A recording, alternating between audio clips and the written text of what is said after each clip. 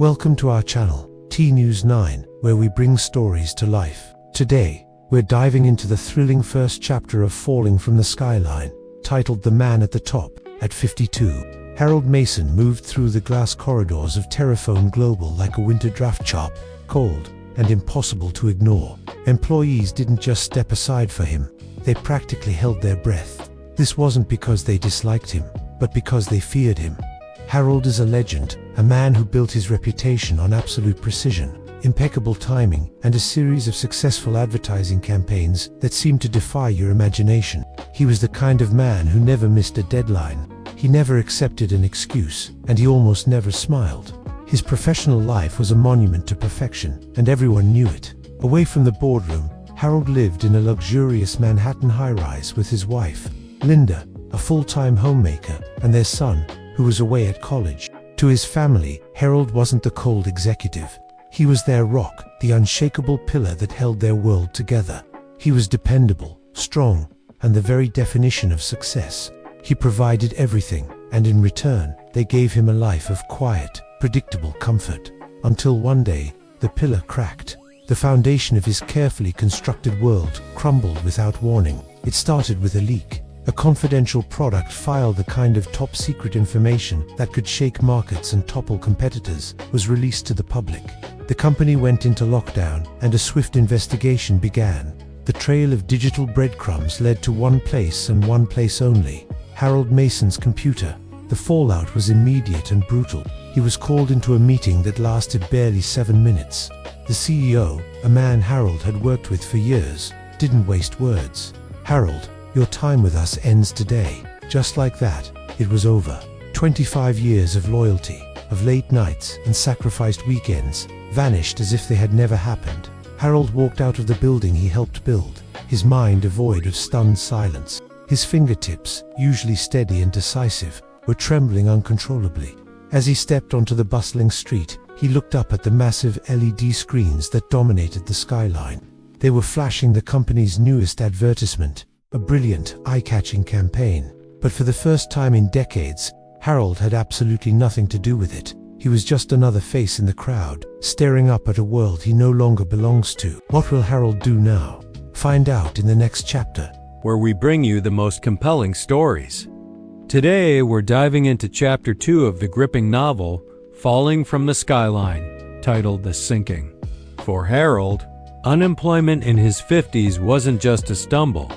It was a terrifying freefall.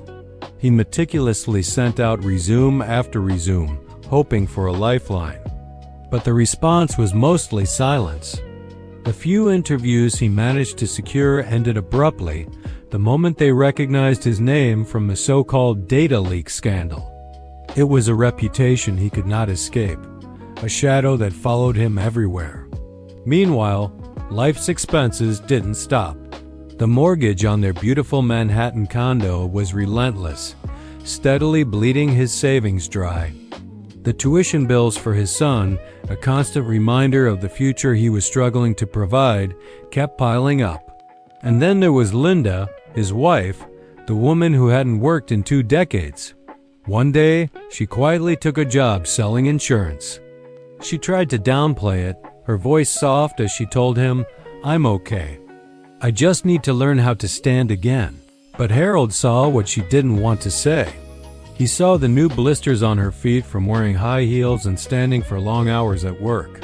He saw how the harsh winter wind cut straight through her thin coat, a coat not meant for a daily commute in the cold. It was a quiet sacrifice that screamed louder than any words. Just when he thought things couldn't get worse, the final, devastating blow landed. A real estate investment he had trusted, one that promised guaranteed high returns, turned out to be a complete scam. In the blink of an eye, their entire retirement savings, the nest egg they had carefully built for decades, vanished. It evaporates overnight, leaving nothing but a void. Now Harold spends his evenings sitting by the window, gazing out at the glittering expanse of New York City below. The thousands of lit windows, once a symbol of his own success, now shine back at him like mocking reminders of a life that is no longer his. He once soared above the skyline, a king in his own castle in the clouds. Now he feels buried beneath it, the weight of the city pressing down on him, suffocating him in the dark. What a powerful and heart-wrenching chapter. What will Harold do next? How will he and Linda survive this? Today we're diving into Chapter 3 of Falling from the Skyline, titled Jobs Without Names. When the bank issued its final warning, Harold stopped pretending. He took a job driving intoxicated customers home, men and women far younger than him, laughing, stumbling, completely unaware that the man holding their car keys once oversaw million-dollar projects. The shame was a constant companion, but bills were due. One night, a drunk kid slurred, "Hey, old man."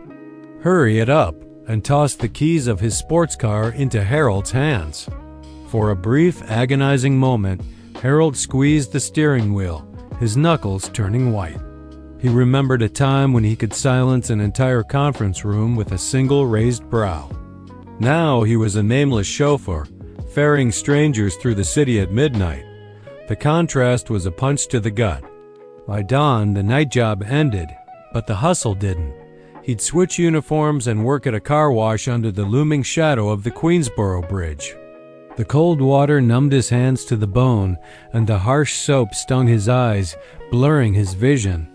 But he kept scrubbing, kept moving. No one there knew he had once negotiated with CEOs, that he had built skyscrapers that touched the clouds.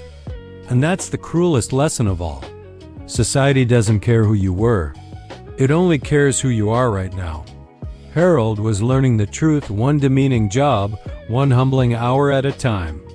The fall from the skyline was not just about losing money. It was about losing himself, piece by agonizing piece. He was no longer Harold, the advertising guru. He was just a man trying to survive, invisible in the city he helped build. What a powerful chapter about resilience and the harsh realities of starting over. Harold's journey is a stark reminder that identity can be stripped away in an instant. What do you think will happen next?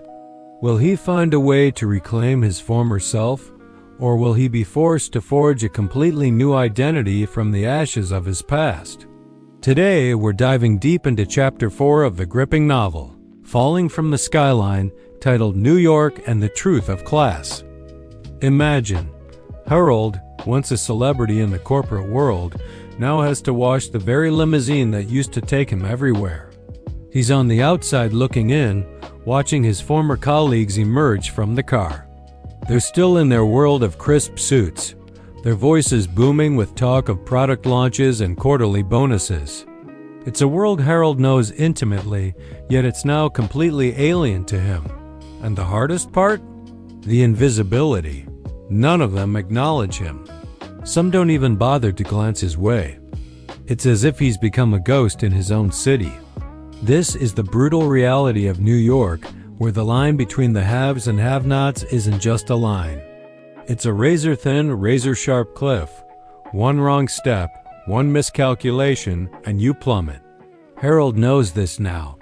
He's living it. For decades, Harold bought into the great myth, the one we're all told, that those at the top are just better, smarter, more deserving of their fortune. It was a comfortable lie when you were one of them. But now, like a fragile soap bubble, that illusion is quickly bursting. He saw the customers at the bar next door, casually leaving $50 tips without a second thought, and a deep, painful truth flashed through his mind. He realized that luxury and self-esteem were just stories to justify his personal ego. The real equalizer isn't talent or hard work, it's loss. It's only when everything is stripped away that you see the raw, unfiltered truth. People only look equal after they've lost it all. In the face of ruin, the fancy suits, the titles, and the bonuses all melt away, revealing the person underneath. What a powerful and thought-provoking chapter. It really makes you question the way we live our lives and the stories we tell ourselves about success and failure. What do you think about this harsh truth Harold discovers? We're diving into Chapter 5 of Falling from the Skyline, titled Selling Everything. The day the bank delivered its final notice, Harold made the hardest decision of his life. everything had to go. The Manhattan condo, once his proudest symbol of success, was the first to be listed. He felt a sharp pang as he looked at the skyline view one last time. Next came his prized watch collection, each piece a milestone in his career, now just a memory. Linda's beautiful piano, which had filled their home with music, was sold to a stranger. Even the weathered laptop, the very tool that had helped him build his empire from scratch, was packed away. Their entire life, all the symbols of their achievements, were condensed into a series of brown cardboard boxes. Harold watched as the movers loaded the last box onto the truck. As the vehicle pulled away from the curb, he stood on the edge of the sidewalk, catching glimpses of the towering building disappearing between passing cars. It felt surreal, like watching a movie of someone else's life. Then, a laugh escaped his lips. It wasn't a happy laugh, but it wasn't entirely sad either. It was quiet, breathless, and painfully honest. In that single moment, the truth hit him with the force of a tidal wave. What he had always considered the pinnacle of his career, the luxury apartment with breathtaking views, was actually nothing more than a gilded cage. It had trapped him in a relentless pursuit of more, blinding him to what truly mattered. He turned around, away from the ghost of his former life. There, standing together on the pavement, were Linda and their son. Their hands were clasped tightly, their faces etched with exhaustion, but their eyes were bright with a fierce, unwavering determination. And for the first time in a long time, Harold had a clear idea of what a home was. Not living in a fancy apartment. Not the heights of fame, not the status or the money. Just family. Being together. That's all that really matters to a man. The novel, Falling from the Skyline, diving into Chapter 6, The New Beginning at the Bottom. After their dramatic fall from grace, the family found themselves in a small, aging apartment in New Jersey. The world of granite counters and breathtaking skyline views was gone. In its place was something far more precious: warmth. The space was cramped, the furniture was secondhand, but the home was filled with a connection they had long forgotten. Harold, once a brilliant executive, now has to do manual labor. He doesn't complain. Each day is a testament to his resilience. Linda, who had struggled initially, was getting better at her insurance sales job. She found a new confidence in her ability to provide. Their son, adapting to this new reality, took on a part-time job to pay for his own textbooks, shouldering his share of the family's burden with a maturity beyond his years. Their lives were simpler, harder, yet somehow richer. One evening, they were all crowded around their tiny dinner table, sharing a modest meal. The silence was comfortable, not strained like it used to be in their old, cavernous dining room. Harold broke the quiet, his voice soft but clear. "I thought I'd lost everything," he began, looking at his wife and son. "But maybe all I lost was the weight I didn't need." The words hung in the air, full of a profound truth he was only just beginning to understand. Linda reached across the small table, her hand finding his. She squeezed it gently. "We don't have to stand above the world," she said, her eyes shining with love and understanding. "We just have to stand together." In that simple touch, in those simple words, was a universe of support. For the first time in what felt like a lifetime, Harold smiled. It wasn't the forced, polite smile of corporate meetings. It was a real, honest, and free smile that reached his eyes. In that moment of shared hardship and renewed connection, he finally understood a fundamental truth. Life doesn't care about your social class or the height of your office when you fall. The only thing that matters is who is there to help you rise. And so, Harold's new journey began. It didn't start from a prestigious title or a corner office with a view. It started from a place far more valuable, from the heart of a man who had lost a fortune but had finally discovered the true meaning of family.